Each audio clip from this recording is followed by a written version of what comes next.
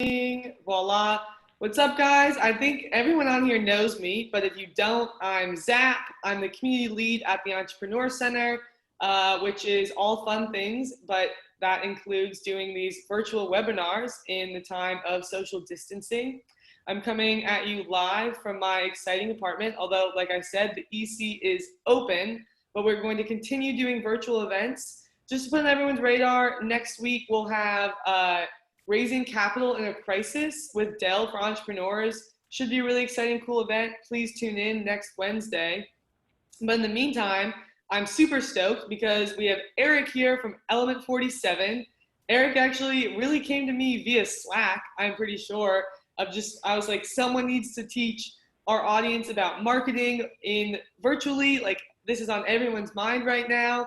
And Eric stepped up to the charge and is obviously an expert in the topic. But super excited to have you here, Eric and Element 47, and I'll hand things off to you then. Thank you very much. I have to blame Andrew Goodwin, so if it's no good, he is to blame. He recommended that I get involved. The first thing I want to do is ask you guys, is there one thing that you're looking to get out of this? So if you want to let me know something, use the chat feature, and maybe Zap, you can help me pick out a few that we'll address near the end. I will help. Don't be shy, guys. Chat away. I'm going to go ahead and share my screen here.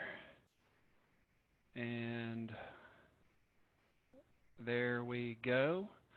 And I am doing multiple screens in my office, so I'm going to look like I'm looking up at the sky if I don't do this properly. Here we go. Keeps wanting to go to my second screen. Can everybody see that? Yes, I believe so. Tell you what I'm going to do. The answer to everything. I'm a technology addict. I've got a big screen TV across the room that I broadcast stuff to, and it just wants to take over, so I'm going to turn the dumb thing off. All right, disconnect. Okay, there we go. Now, hey, would it be a presentation if there weren't some technical difficulties? Not at all. It's just the way it goes. You got to be prepared for anything. All right, start from the beginning. There we go. I'm Eric Jackson. So I've been an entrepreneur for much of my life. That list you see there are the 4 companies that I've started. Started in 1994. Started a company called Kensho with a partner, and I was in the electronic pre-press business, the old desktop publishing thing. And this is when the old school printing ways started to go away, and Macs and Quark Express, Photoshop, Illustrator, all those tools began to be used for production. Technology changed all that, and everything went direct to plate. And I said, my partners wanted to buy printing presses, and I said, that sounds like a lot of money and dumb. I think this internet thing might catch on. So I started a company called Smoking Dog Interactive back in the days when you had to have a really dumb name to participate in the .com bubble. So started that. Ended up selling that to Kraft CPAs and worked for them for 3 years. And the moment I started working for someone else, I realized I had messed up because I was no longer able to make my own decisions and live and die by those. So the people at Kraft were great. I really learned a lot, really learned how to use Excel. I don't think you can be around accountants without learning a little bit of Excel. And after 3 years there, I started Keystone Business Solutions, which I ran with a partner for 16 years. And then in September, Element 47, we basically took the marketing team. We were doing IT. Half of the company was IT, half was marketing and website development. So my partner and I did an amicable split and started Element 47. So that is my current gig. I've still got my first employee from 17 years ago. So that's been a real win, and I'm also a member of EO Nashville. So occasionally you will see me around the Entrepreneur Center I was president of EO in 2018 and 19, so it's weird being off the board for the first time in about 7 years, but that's been a big part of my life and my entrepreneurial experience. My contact information is down there. Feel free to reach out to me. Don't feel like you're going to get sold something if you've got questions. I am happy to, shoot you the God's honest truth. One of our core values in our company is be bold. That means just tell it like it is. And so I'm happy to help people. I don't mind interacting with you guys, and that's part of the reason I became a member of the EC through EO, and happy to help. And you can also, of course, see there, you can find me on Slack. We'll dive right in. Number one, what is marketing? Now, these things that you see up here are often overlooked in marketing, and I want you guys to consider these because in many cases people don't think of these things as traditional marketing avenues.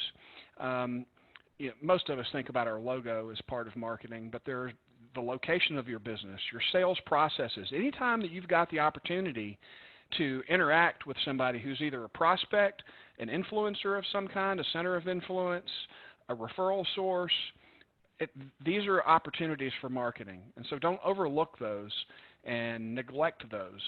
Every now and then, it used to happen more often, somebody would hand me a business card that had the perforated edges that they had obviously printed on an inkjet printer. Probably doesn't bode well, even if you're mostly a digital-based company. Everything kind of needs to be on point and have a purpose and be logical and look like you're going to be around. So just remember those things as you're taking a look at your own marketing. These are the things that most people these days are thinking about. Pay-per-click, SEO, all the things you see there you can read. Traditional media for some companies is still very important, but these are really tactics, and these are the things that come to mind when we think of marketing. If people come to me and they tell me that they want to do marketing and, hey, I got this friend that did Instagram, or I want to do email marketing, and we always have to tell them that there are a few things that need to come before that, and that having a plan is really the most important part. If you don't have that, then in my opinion, you've got nothing. You're just out doing stuff that may or may not work. Sometimes it does work, but in many cases it won't, and you'll give up before you ever see any results. So these are the elements that we have in our strategic plan. And I'm pulling a lot of this stuff from the plans that people pay good money to create, that they pay us to create for them and with them. It's just not in the same format. So you can use this as a checklist for the things that you need to do in your business. So number one is you need to understand the current state of your business. Number two, you need to have some goals, because if you don't know where you're going, that's a problem. Anything will be okay at that point, right? And there's a quote that I've got a little later here that we'll use. Number three, you have to understand your buyer. What are their motivations? We'll dive a little bit more into that later. You need to know who your competitors are, where you match up with them, what their weaknesses are, and then lastly, what is your marketing plan? How are you going to take all that information and turn that into actions and tactics? So let's start with the current state. So number one, how do you get your current customers? What are the most effective means that you have to bring in new opportunities for yourself? What are the things that are working? If you're using digital means, take a look at your analytics. If you've got any sort of conversion set up, what are those things that are working? What are the things that are not working? What are the things that you've considered doing but haven't yet? And how do you think those might be utilized at some point in the future? I think we probably all know what the SWOT analysis is: strengths, weaknesses, opportunities, and threats. If you haven't done one of those in your business, you need to do it on a regular basis. And involve your team in that. Involve people that are important to you, either referral sources or advisors of some kind. Make sure that you really understand where you fit in the marketplace. Vision, values, and brand. For the first few years that I was in EO, I heard constantly about you need to have your core values You need to have a vision.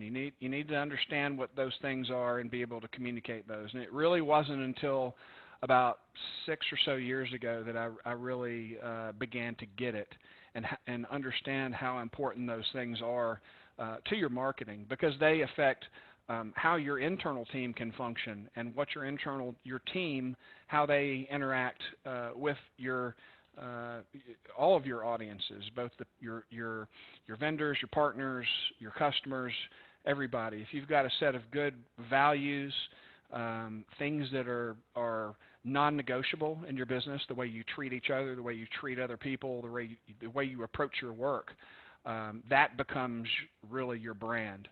And I've got some deep experience in that. Again, happy to share. I've got some book recommendations. One of my favorites is Be the Best at What Matters Most by Joe Calloway. He's a local guy here in Nashville who became a mentor of mine, and very, very valuable book, really simple read, and highly recommend that. Next, you need to understand, what is your value in the marketplace? Why are people choosing to do business with you? Why would they choose to do business with you? And that really goes back to something we'll get into in a minute, and that is the customer persona. What are their motivations? And we'll talk, as I said, more about that shortly. You need to understand what a new customer is worth, okay? So if the value of a new customer is really high, you're probably going to be willing to spend more money to acquire that new customer. In the work that we do, that's one of the first things that we want to talk to people about is if a customer, let's say, is worth $1,000 in the first year that you do business with them, and you keep a customer, 75% of your customers in the second year, would you pay $75 for each new customer? Probably so, if your margins are good. So you need to think in those terms of what is the amount of money that you would be willing to spend, because that's really what it comes down to. Everything's got a cost. What would you be willing to spend in order to get that new customer? And then come up with a number that you're comfortable with to get started. Marketing goals. I think everybody kind of has that in the back of their mind. And all of these things that I'm talking about today, you need to make sure that you write these things down, because they don't really have any power if they're in your head and you really can't communicate them to somebody else. So if you can write all these things down and you go to meet either with a marketing consultant or an agency or whoever, you're going to be able to let them know that you're serious and that you've got your act together and that you have very specific things that you're trying to achieve. So you need to have between 1 and 3 specific goals that you're trying, and those things need to be measurable. And I say mostly there because there are some things that I recommend people do that maybe can't be measured. There are times where we don't expect to get any conversions, any new customers out of social media, but that social media probably needs to be there in some form or fashion just to show that you're relevant, and it's a demonstration of credibility in many cases. Again, budget, very, very important, and have some sort of idea of what that cost of a new lead needs to be as you go forward. The quote that I love so much, if you don't know where you're going, you'll end up someplace else. So make sure that you have a very clear vision in mind. And most people who are professionals in the marketing business are going to be able to look at your goals and be able to look at analytics, see what sort of search volume is going on in Google and other places, and be able to tell you if what you're trying to achieve is actually reasonable. If there are not enough searches for certain phrases, terms, it might be wishful thinking to believe that you can get the conversions that you really want. So understanding the buyer, in most businesses there are several different types of buyers. So you need to create a persona for each one of those. You need to think about what does that person, what are their motivations? Maybe what is their level of education? What do they do with their free time? You give them a name, give them an age, talk about where they live and what their hobbies are and what their family life is like. What do they do for fun? And then think about where are the places that you're going to find them? What sorts of communications are they going to consume? You know, we've worked in the healthcare space before, and in some cases those people are not going to be on Facebook. Maybe they're going to read magazines. Maybe they're TV watchers. You need to think about how are you going to meet them where they are, and what sorts of communications do they consume, and what are their goals? What are the things that they want to do that would compel them to buy your services? So if your services are going to help them ease pain in their business, you're going to make something easier for them, you're going to make them more productive. What goal is it that you're going to be able to help them meet? And often those are manifested in daily challenges. What are the things that they face that you can help fix? Think about the common objections. These are pretty easy to do, I think. When you're talking with somebody, trying to get them on as a new customer, what are some of those objections that you hear on a regular basis? Those are the perfect sorts of things that you can create content for. Blog posts. Even use blog posts from other people and link to those, telling them these are the things that we fix, that you know, we can assure you that this is how it's going to work if you do business with us, so that they can feel more comfortable with buying from you. What is your marketing message? So you taking all of those various factors together and creating a very simple message that demonstrates that you can help them meet their goals. It's going to be in those communications channels that those people are already using, so they will actually see those messages. And make sure that they're very simple and easy to understand. You don't have a lot of time with people's attention. You're not going to get very much time, so just make sure they're very, very simple to understand. And as I like to say, make sure that a fifth grader could actually understand it. And I stole that from Joe Calloway. And then begin to understand what channels they're in. So are they in social media, or are they going to respond to email? What are the possibilities for you to be able to reach them where they are? And that goes back to the communications. And then lastly, what are the calls to action? So a win for or a conversion for one of my clients is completely different than what a call to action is for somebody else.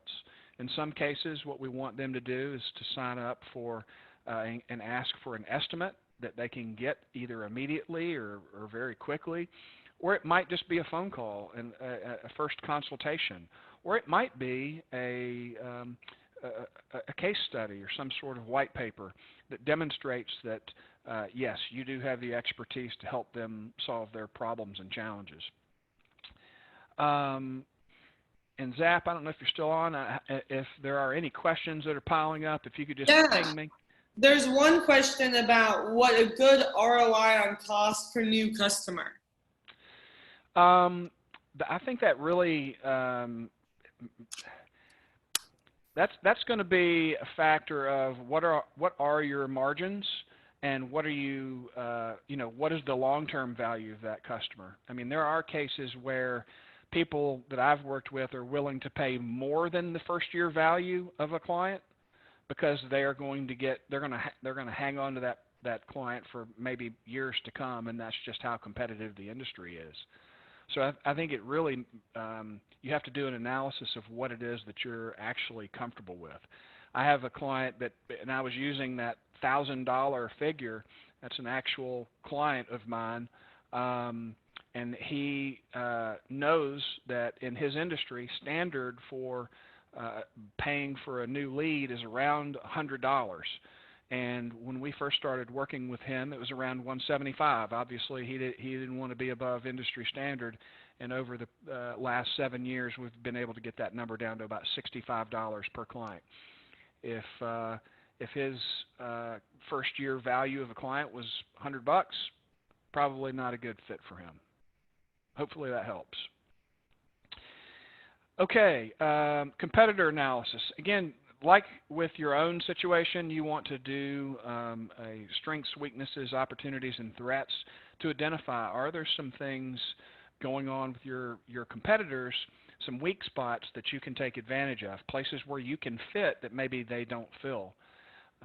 There are typically any number of things that you can pick out that you can exploit, so just make sure that you understand those things.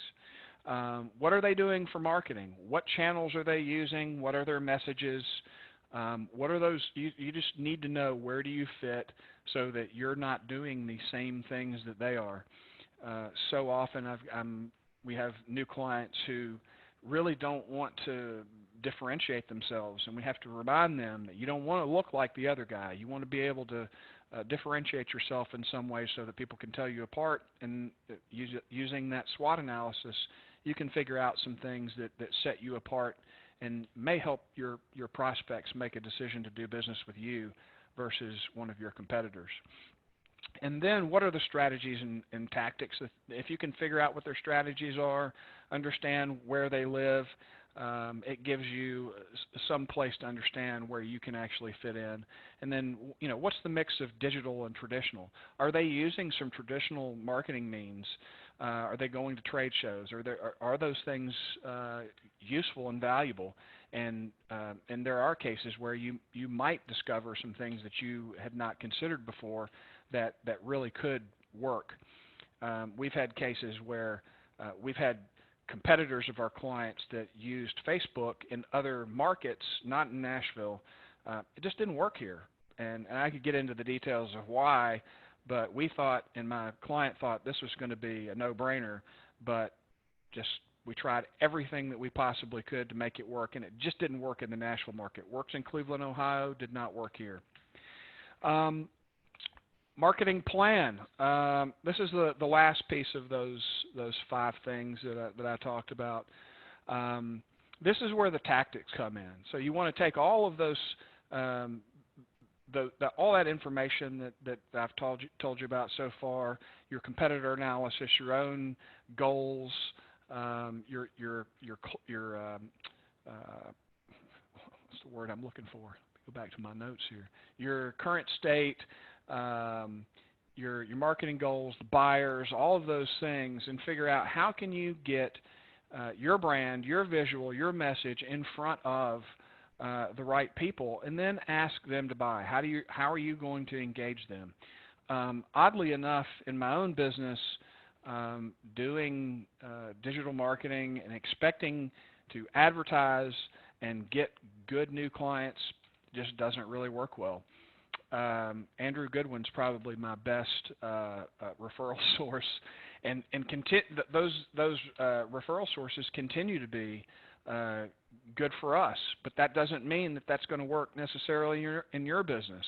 If you've got a business where people really don't want to talk to you first, they're out there shopping and they want to see what your costs are, you want to give them a way to ask for an estimate, that call to action. What is that thing that's going to get them down into the top of the funnel so that you've got an opportunity to do business with them? And one of the most important things, you've probably heard the phrase, half of your marketing dollar is wasted, you just don't know which half. That is less and less true every day. Yes, there will be some things that you'll spend money on that may or may not be measurable. But in the digital world, most everything is measurable. And if you can, and in the very end, you're going to be able to measure it. So if you spend $1,000, just for easy math, $1,000 in a month, and you got 10 leads, you know how much a lead costs. Doesn't matter, and that's the bottom line for this client that I've been telling you about. $1,000, $65 a lead. It makes that math really, really simple, and you can understand what it costs to get that new lead. So I've gone through this stuff really, really quickly. I'd love to open this up to some questions and make sure that you guys understand what it is that I've kind of gone through here really quickly. And so let's talk a little bit about what what you guys are struggling with, and I'm open to anything, whether it's how do you utilize your internal staff to make these things come to fruition, or whether you actually go out and hire an agency, or whatever. What you got, folks? I think Bob has a question. Bob, you want to just ask it? Yeah, sure. And I'm in a real office, so I have real internet. It's so exciting. The two questions. I was the one that asked the ROI question, and so all things being equal, if you have a business with 20% operating margins, I have two questions. One is I have to do enough marketing to start to get the numbers to figure out my costs per lead. And then ultimately it's the conversion ratio, right? So, because what your real goal is to understand the cost per new customer. Yes. But in a current marketing environment, do I want to double my marketing dollars, or get 100% ROI? I'm thinking 300 or 400% at least. So if I put in $1, I get $5 back, or do you want 10 back? I mean, just help me frame it, or what's the worst you would expect and what's the best you would expect. And then I struggle with conversions. I can get leads, I can get clicks, I can get trial users. I have a software as a service. Mm-hmm. And it looks like I'm going to have to be more hands-on with demonstrations and, what don't you understand, because this is better than sliced bread. So you really did miss something, or you'd be adopting right now. Yeah. So yeah, I mean, we are, again, it varies. I think I would expect it to be at least 5x. I mean, I think that's a good starting point, $1 spent for $5 in return. And in many cases, people, you want to make sure that you're thinking about it in terms of long-term value of that client as well. Yes. It's not necessarily just that first opportunity that you get to sell something to get them on board. What is the long-term value of that?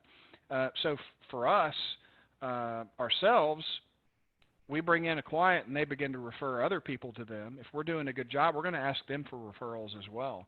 So what other things come from those relationships that you build by bringing on new clients? And then, forgive me, Bob, the second half of that, I'm struggling with conversions. Yeah. And that gets out of marketing, but then it's just another element of marketing. It really is. That's the one thing that I think that we even struggle with our clients is what happens when that lead gets thrown over the fence. That's really where the magic happens. There's only so much that we can do to bring somebody in and give our client that opportunity to interact with a prospect. So what is your process for bringing them in? Are you making them feel special in some way? Is there a way that you can begin a drip campaign via email to explain what it is that your product does and how it functions? If it's a complicated product, do they need some follow-up? Maybe there are some videos there that you can create so that you're not doing a demo with each individual person. Are there support methods that they can use? So is there a help desk? Is there, even if it is a demo, if it's a high value sale for you, who wouldn't want to jump on the phone and make sure that person is understanding the value of the product and hopefully deciding to become a paying client? Would you stop sharing so we can see your pretty face? Sure. I don't know if you really want that, but I'll do it. Thanks, Paul. Thanks, Bob.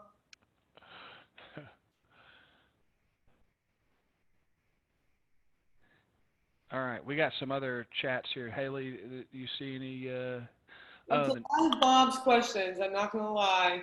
Bob, you're prolific. I love it. Yeah, Joe Calloway. And the book is Be the Best at What Matters Most. It is a really well written book, and I'll just give you, in EO, it's constantly experience shares, and what has really made the difference for us is we've got 4 core values, and these things go through our branding. They run through the customer experience.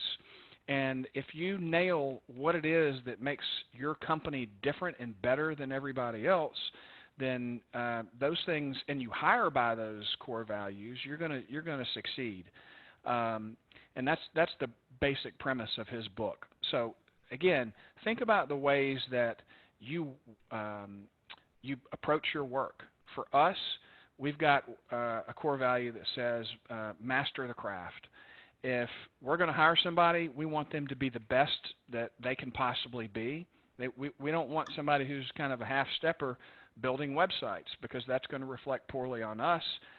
They're going to expect the best that they can possibly get. So we're just, part of our DNA is to constantly be learning. And in our business, it is nonstop change. And I'm sure many who does not experience that these days. So what are you going to do as a person, as a craftsman, to continue to learn and grow? And so if you've got those things quantified in your business, you can actually weave those into your marketing message to let them know these are the things that you're going to experience when you're working with our team. I had mentioned at the beginning, one of ours is be bold.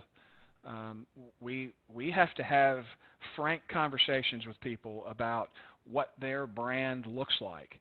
And in many cases, people come to us and they've got just awful logos, and we have to tell them that this is not a good reflection. Here are the reasons why it's not good. They may be in love with their ugly baby, and they may want to keep that logo.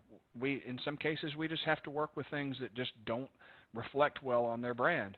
But we feel like we have to have that conversation. And conversely, if they feel like they can't have a conversation with us about our actions, then we're not going to have a good relationship. So if you've got those things that you can understand about your business that are true no matter what, write all those things down. Make sure that everybody understands what those are. We have a question in the chat. Oh, sorry. No, go ahead. Is that from Chandra? How do you strategize for a two-sided marketplace, consumers versus providers? I mean, that's who Chandra is specifically working with, is healthcare providers getting on his platform. Yep. Yeah. Again, those are 2 separate audiences. Okay, and we've got lots of clients that have that same dilemma. You're talking to 2 different groups of people. They're probably going to end up on your website or getting messages from you. You need to make sure that those are very specific to that consumer or that provider.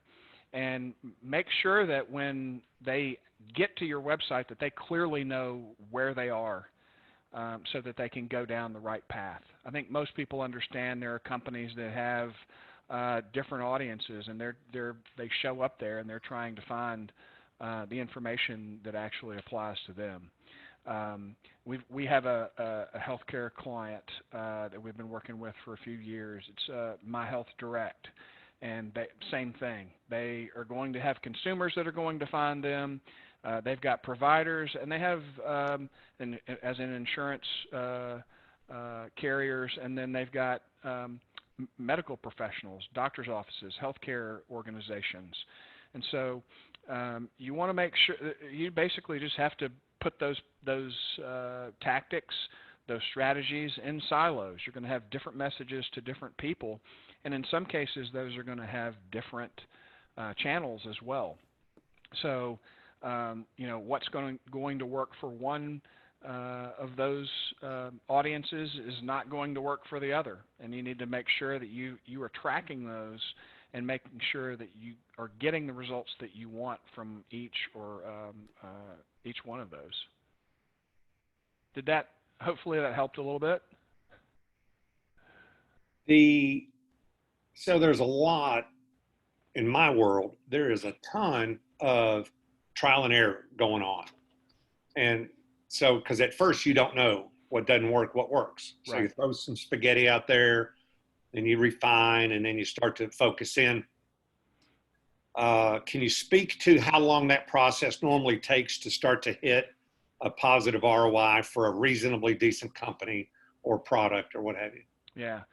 The way that we typically approach that is through paid media. So you can really figure out pretty quickly through pay-per-click whether your messages are going to work or not. And we will typically do some A/B testing with email as well and track what the results of those are. And in many cases, we're really surprised. Usually we'll give it a week or two, and then make quick decisions, even figure out that maybe we need to try a few other things just to see if there are some things that we missed. As the great philosopher Mike Tyson said, everybody's got a plan until they get punched in the face. So we create these marketing plans with all the best intentions, but in many cases, once we get in the ring, things are going to change. And if you take your eye off the ball and start spending money, in a couple of weeks you can spend a whole lot of money for absolutely nothing. So you need to make sure that you've got all the right technology in place to be able to track conversions. And a great way to start with that, of course, is to look at what is the traffic, what's the actual budget that's being spent, to make sure that either you're not spending too much and getting too little in return, or in some cases, maybe you're not spending any budget at all and just wasting time. If you're working with a provider, make sure that they understand that you're going to be watching and that you want feedback on that. Some of the folks that we've worked with have come to us because they were told they were going to get some feedback, they were going to get recommendations moving forward. We're going to watch these things, and then basically they put them on autopilot, and in many cases it was a solution that was very specific to their vertical, and it was very inexpensive, but it was cookie cutter, and it was, hey, you're going to get what you're going to get, and there's not going to be any creativity or thought here. We're not going to make any pivots for you, and it didn't quite work for them. So, understanding the analytics, I don't expect everybody here is going to want to dive in and understand all the deep details unless you are doing it yourself. But make sure that you've got somebody that can explain this to you and understand what are all the moving parts and how they're actually working, so that you end up with good data and you can make good decisions.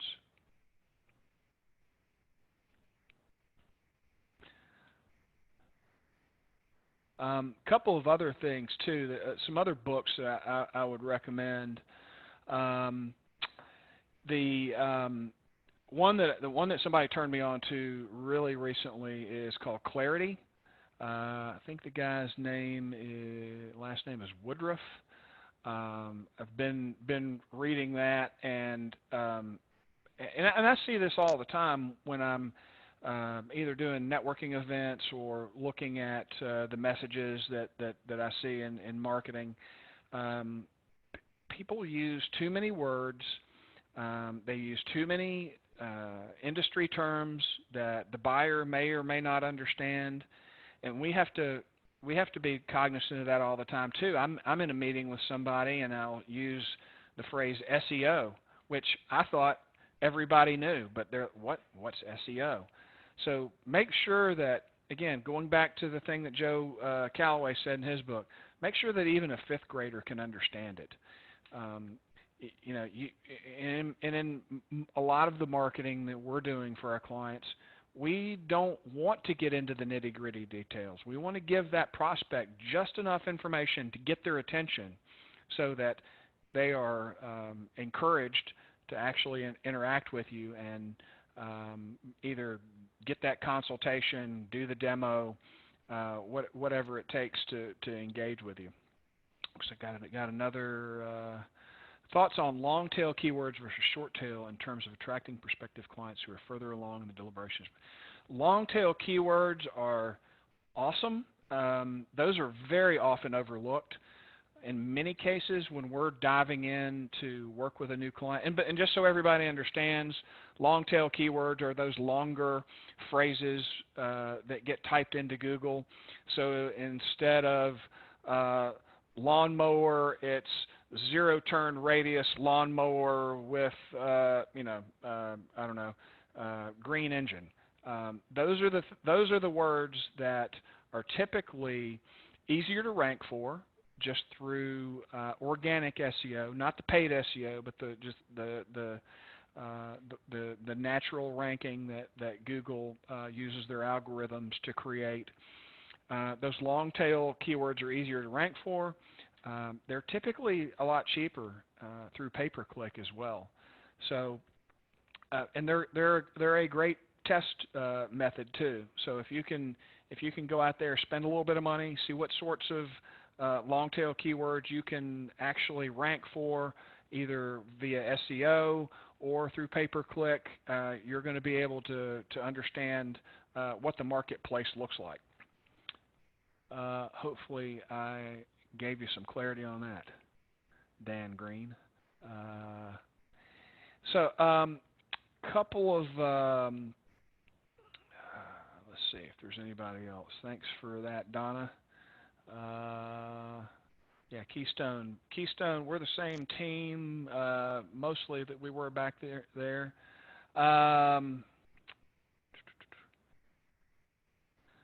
As you guys have already figured out, I talk way too fast, and I've tried to jam way too much into the first 40 minutes. So I got an emergency call for that 1 second. Anybody have any more questions though? Feel free to just unmute yourself and tell them to the group. I promise we don't bite. Not hard anyway. That's right. I might a little. I don't know. Well, I have another question. If no one wants to ask the question. Go ahead. Do you all do market research and talk to client prospects or leads and say, what did you like, what do you don't like, and get into assumption validation? Yeah, on occasion we do. It depends on budget and how aggressive our clients want to be. There's no better way than to go back to your clients and ask them, your customers, how was the experience? Where did we fall short? I had we've got a new client that we brought on a couple of months ago, and he had been shopping for agencies, and he really had me shook for a few weeks. He said, you guys are basically saying the same things that everybody else is saying. And I'd kind of gotten in this almost lazy mentality with how we went about our business and how we expressed what it is that we did. And it really got me thinking and kind of took me down this path of I need to be better at improving our customer experience. And that's why I mentioned that on the first slide, is those customer experience moments are the things that you can get somebody to your site. You can get somebody to maybe sign up for a demo. But what happens after that? That's where the marketing kind of begins and ends. It's the hardcore, we're going to get leads marketing, turns into experiential marketing, turns into, how are we going to wow our customers and make sure that they feel special and tell other people about the experience. if that's what you want them to do, they can become your biggest cheerleaders. And for us, in our business, that's a big factor. In other businesses, hey, they're just there to make a quick purchase, and that referring people is not nearly as important. So it depends on what your business is.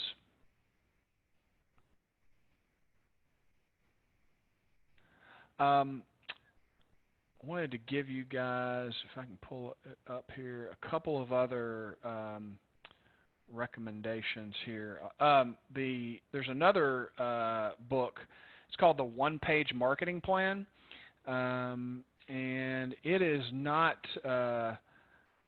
exactly what we use, but if you're looking for a book, a format that kind of walks you through this one step at a time, that is a great place to start.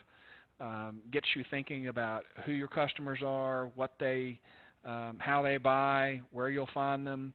It's a really, really quick read, and of course, many of you, I'm sure, will have heard Donald Miller's Building a Story Brand. I think he's kind of captured some magic in that he understands what good agencies have been doing for a long time to tell a story and to make a company's offerings fit what the customer's needs actually are, and to put that customer in in that experience. So I would highly recommend reading that as well. Let's see. I think that's those are the big ones. But it's Clarity Wins is that other book that I had mentioned earlier, and that is Steve Woodruff, Woodruff.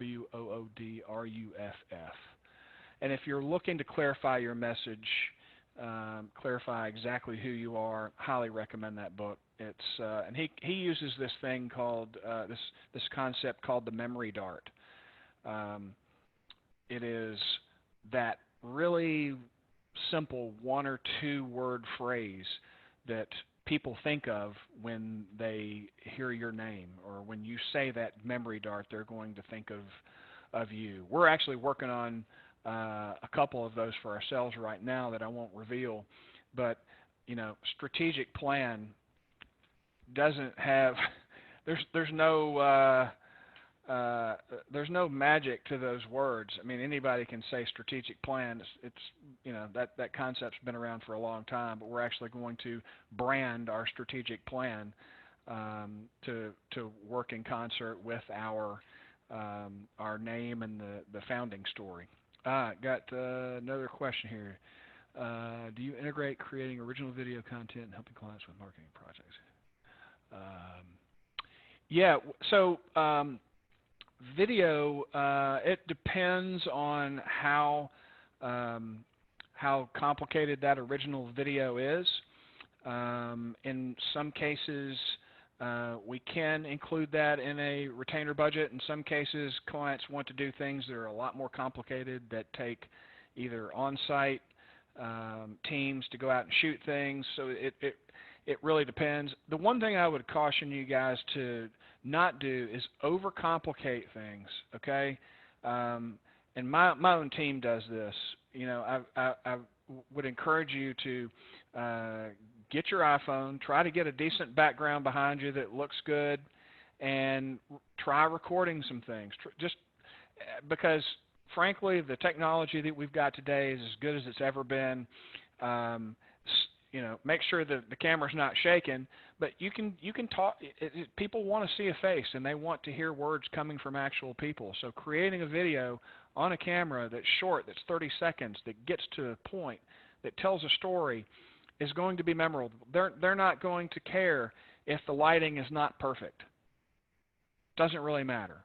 People are used to seeing these sorts of videos all the time now, and those sorts of things are good enough.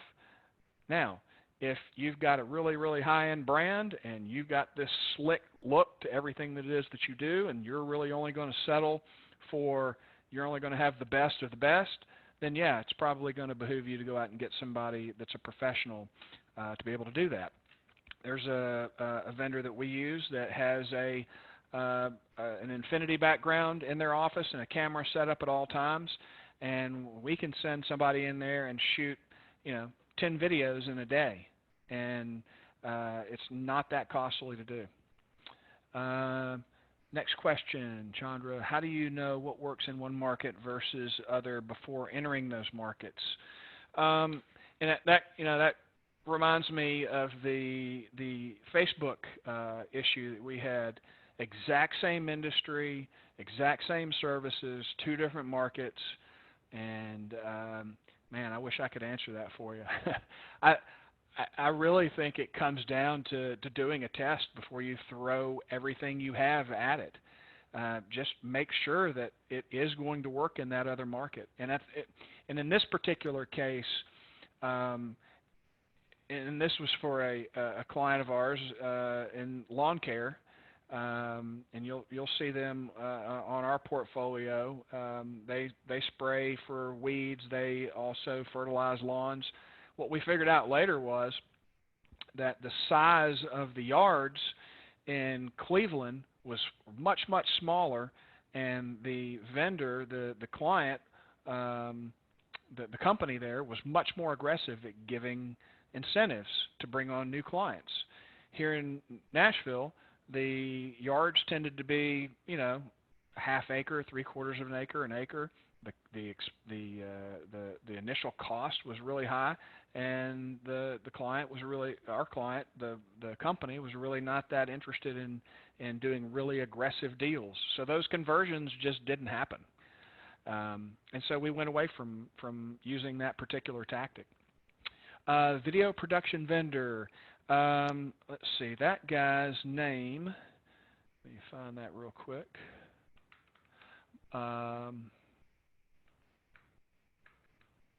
You should get involved at the EC, this video guy too. I know. He's going to owe me one after this. His name is Michael Valletta, Valletta, Quick Cuts Media. It's quickcutsmedia.com. He can do really high-end stuff. He can do the green screen, infinity background, talking head kind of things too. Oh, and there's another, Jay Finn does video. I'm sure you guys can find somebody internally there that does video. Can probably give you some really good jfinvisions.com. Okay, Jay Finn, I want an email from you, ej@element47.co. Awesome. Maybe we can do some business together too. All right, cool. Any more questions? If you were shy and didn't want to, and look, I will also tell you guys that as the entrepreneur, I'm the dumbest person at Element 47. I'm very proud of that fact. My people are awesome, and they're at the office. Well, one person's at the office. Nobody ever goes into his office, so he's social distancing.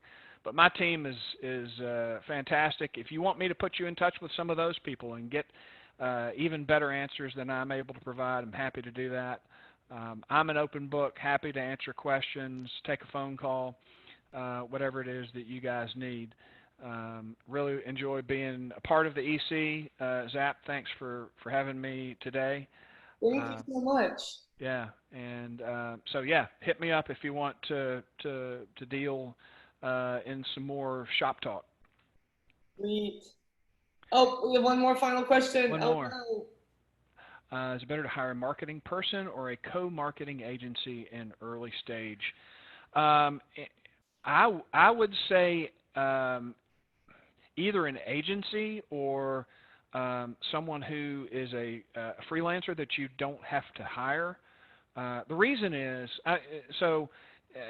any one of our retainer clients where we're doing pay-per-click and email marketing, social, all those different things, you're going to get the expertise of multiple people that one person couldn't possibly be an expert in all those different things. So for instance, we've got a guy who does analytics. He does the pay-per-click work.